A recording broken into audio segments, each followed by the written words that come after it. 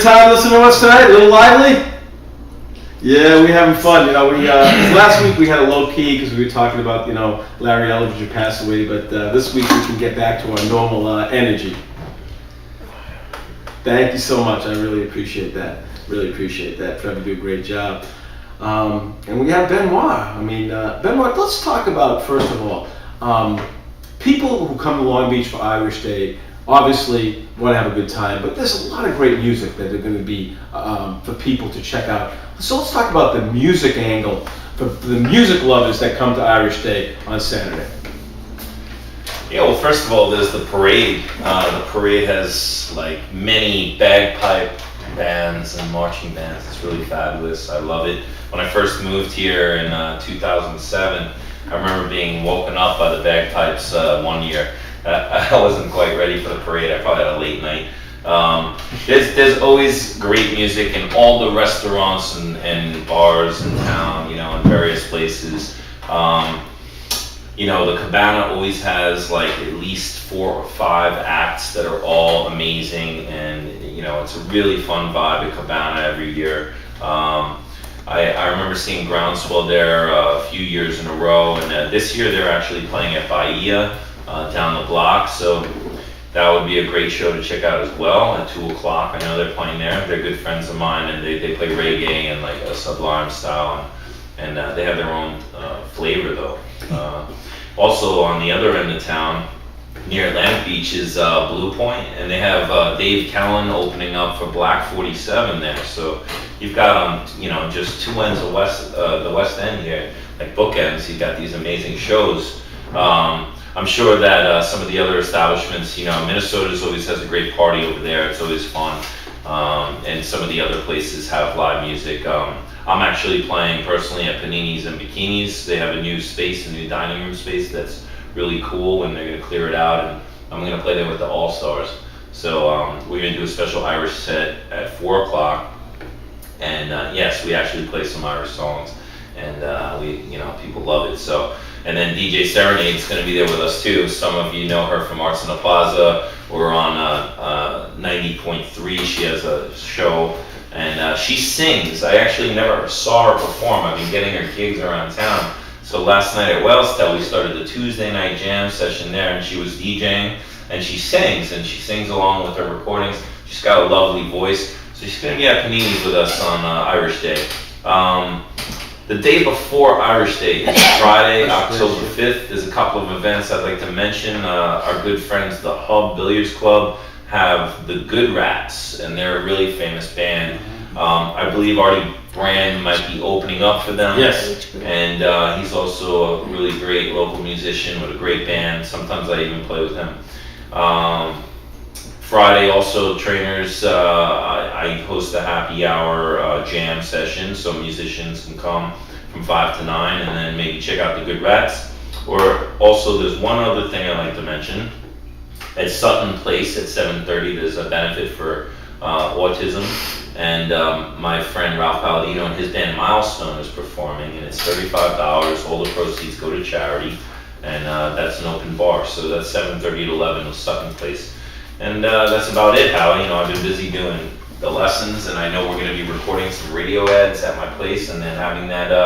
Tell us about the other thing with the kids doing the. You ready to go public with that? Yeah. All right. By the way, folks, I urge everyone. I'm thrilled that the Long Beach Herald has given me a platform to write a column every other week in the Herald, and tomorrow I devoted my entire column to the project that we're going to be working with the LOCK program, 30 gifted 4th graders from Long Beach elementary schools, all 5 Long Beach elementary schools and Long Beach Catholic, and we're going to do a marketing and advertising campaign where the kids are going to do songs, skits, essays, poems, drawings, working with our advertisers, and then after the new year, we're going to be working with Donna Martini from the Wellness, and we're going to be doing a program to prevent alcohol, smoking, and drinking. So that is going to be, so there's always something with Halftime Howie. Never a dull moment, we're always planning on something. And next week we're going to be at Hub Billiards, and you can read all about it in tomorrow's Herald. And Steve, this is a month, October, as it's breast cancer awareness and domestic violence awareness. So those are a couple of things we definitely want to touch on this month. Thank you, Harry. I think what I'm going to do is segue into the work that I'm doing with domestic violence and some clients that I'm working with and some organizations to kind of present it on next week's show. But I think it's very, very important. But I want to get back to Benoit for a second. We were talking before. I've been a big Beatles fan, and you just went to England. And I was just wondering how you mentioned that you kind of performed in Liverpool. I was just wondering what your thoughts were about the experience out there and how was it for you?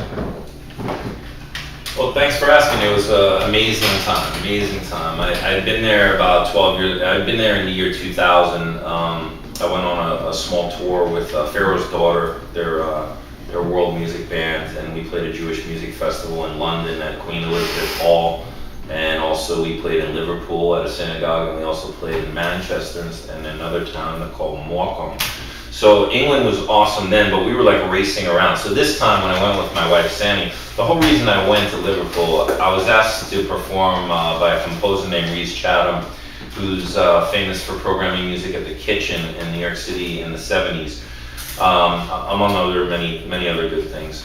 And he composes for large ensembles. So he did a piece at Lincoln Center a few years ago for 200 electric guitars, and it was phenomenal. And it was like a surround sound piece, what they call antiphonal music, which is not coming from one source but from different sources as you're listening around you.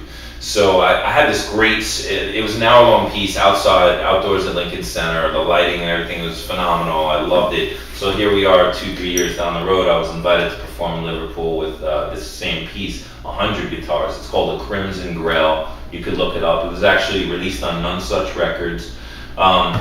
And Rhys Chatham, R-H-Y-S Chatham, he's a great guy, very friendly. I met him that one time at Lincoln Center. So I knew it would be a fun experience. So we went to, I asked my wife, hey, you want to go to Liverpool and do this? She said yes. We utilized it as an opportunity to go away on vacation and do a work vacation. So we rehearsed 3 days.